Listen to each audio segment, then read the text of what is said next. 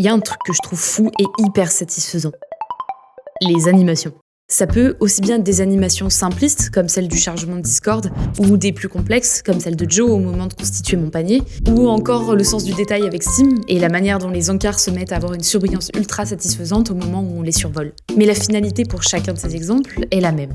Il y a un effet hyper satisfaisant. Alors, c'est évident, avoir une interface animée qui répond de manière réfléchie à la moindre de nos actions, c'est forcément plus agréable qu'une interface relativement statique, comme eBay et Amazon, relativement froide et qui semble juste vouloir faire son taf, celui de nous emmener rapidement vers le passage en caisse. Mais au-delà du simple fait de dire que oui, une animation rend plus vivante une interface, c'est le pourquoi qui m'intéresse. Pourquoi ces animations créent une réaction émotionnelle? Pourquoi elles sont placées qu'à certains endroits spécifiques et pas partout? Ont-elles un rôle bien défini dont on n'aurait pas conscience?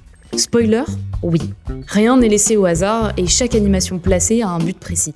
Diminuer votre niveau de frustration lors d'un chargement, augmenter votre confiance en une application ou encore booster votre satisfaction lors d'une montée de niveau ou d'un objet débloqué. Et c'est ce dont on va parler aujourd'hui. Bienvenue dans le 13e jour de ce calendrier de l'Avent.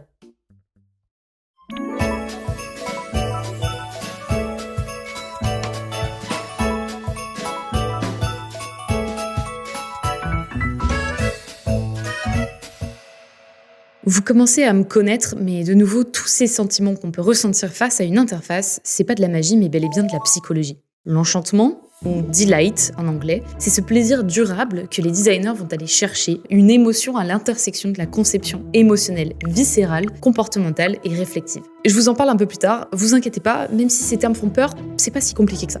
La génération de ces émotions, elle est pas accidentelle. Ça peut totalement être réfléchi, analysé et même travaillé dans le design. Ok, mais au-delà de juste nous faire apprécier, quel est l'intérêt pour les designers de se casser la tête à faire des interfaces aussi stylées? Parce que oui, on va aimer, mais c'est pas tous les jours qu'on a l'occasion de parler du chargement de The Last of Us ou de l'animation sur Joe. Eh bien, il y a plusieurs objectifs, tous ayant un but: transformer le service en une expérience mémorable. Même si vous ne vous rappelez pas spécifiquement du chargement de The Last of Us, il contribue à vous faire garder en tête le fait que l'expérience globale du jeu est dingue. Et si vous avez ce sentiment global, si ce chargement participe au fait que vous vous rappellerez que l'expérience est dingue, c'est parce que ça a été étudié. Déjà, les moments qui provoquent une émotion, c'est ceux dont on se souvient le plus. C'est ce qu'on appelle l'aspect lien, émotion, mémoire. On a tendance à plus mémoriser quelque chose qui nous a fait ressentir des émotions.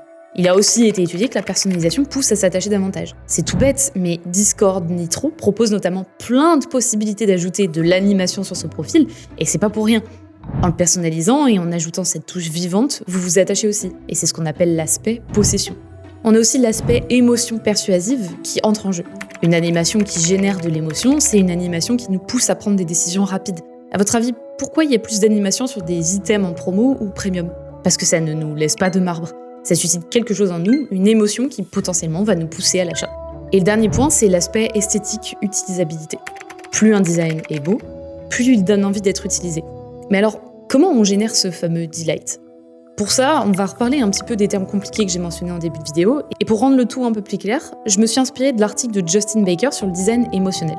La première chose, ça va être la conception émotionnelle viscérale. Quand on utilise un service, un jeu, un produit, la première expérience sensorielle est hyper importante. C'est celle qui crée un contexte positif pour toutes les actions ultérieures qu'on va ensuite réaliser. Et c'est celle qui va faire qu'on va être plus enclin à pardonner les bugs ou les erreurs dans la suite de notre expérience, parce qu'on aura été mis dans de bonnes conditions. L'animation des logos Game Boy Color, PlayStation ou encore Nintendo, ce sont des animations avec des sons distinctifs qui créent des réactions viscérales. Ça nous met dans de bonnes conditions. Il y a ensuite le design émotionnel comportemental. C'est ce qu'on va ressentir une fois immergé dans l'expérience du produit, du service ou du jeu. En réalité, ça va être tout ce qui concerne la facilité d'utilisation. Quand nos comportements d'interaction sont fluides, attendus et familiers, en fait, on ressent de la joie et de la satisfaction. Il faut que ce soit pratique, utilisable et fluide. Des applications comme Revolut, qui travaillent énormément cet aspect-là lors de la prise en main de l'application, ont donc un énorme avantage. On se sent responsable et en confiance. Et enfin, il y a la conception émotionnelle réfléchie.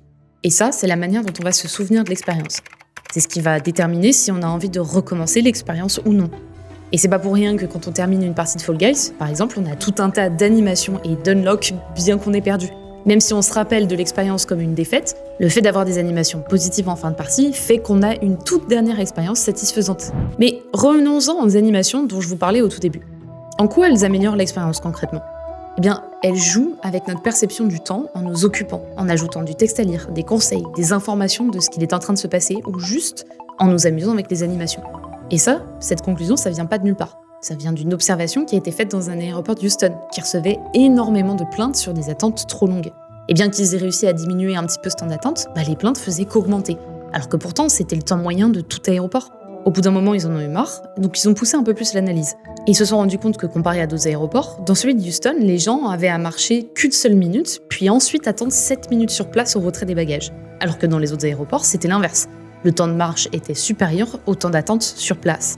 Du coup, ils ont tenté un truc. Ils ont rallongé le temps de marche en envoyant les bagages au carrousel le plus éloigné de la piste d'atterrissage de l'avion, augmentant le temps de marche de 6 minutes et diminuant le temps d'attente une fois sur place de 2 minutes. Et vous savez quoi ? Les plaintes, elles ont drastiquement diminué, alors que le temps d'attente total était exactement le même. Mais la différence, c'est que les personnes sont occupées plus longtemps et ont la sensation d'attendre moins longtemps. L'objectif de ces animations dans les différentes applications et les jeux dont je vous ai parlé, c'est d'occuper nos cerveaux le temps de quelques secondes pour nous faire changer notre perception du temps. Les animations jouent donc un rôle crucial dans notre expérience globale et sur notre perception du produit, du service ou même du jeu. Est-ce que vous avez des animations spécifiques en tête que vous appréciez tout particulièrement ? En attendant vos réponses en commentaire, je vous souhaite une très belle journée mes petits fuxos et on se dit à demain pour la prochaine vidéo du calendrier de l'Avent. La bise!